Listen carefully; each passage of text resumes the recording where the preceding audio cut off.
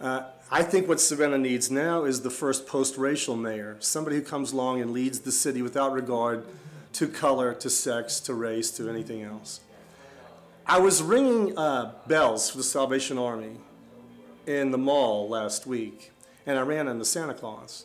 And I asked Santa Claus, I said, what is the single most requested gift item you have this year for Christmas? And he said, without a doubt, he said, the people of Savannah are asking me for a new city council. And so he said that the people of Savannah, Georgia, believe that the city council that we have now is broken in places that cannot be fixed. And so what Savannah wants is a new city council.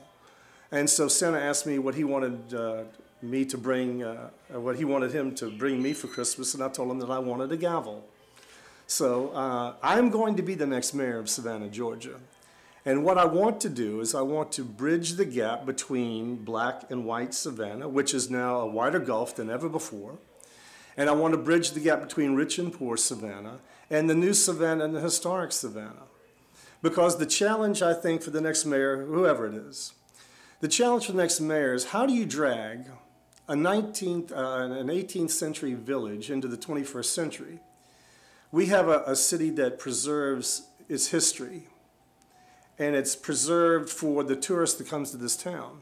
But it also has a very chilling effect. And you have to think that if you're going to freeze the historic district, there's also other portions of the city that have also been frozen in time. And if you go to the west side and the east side, there are people who are living in the same conditions that their great-great-grandparents lived in, and they haven't changed for the better. So I think that anytime you're living in an historic place, you have to understand that to preserve that history, and especially at a time when the majority of the people who live in this city are African American, that is a history that is hostile and alien to them and does not serve them very well.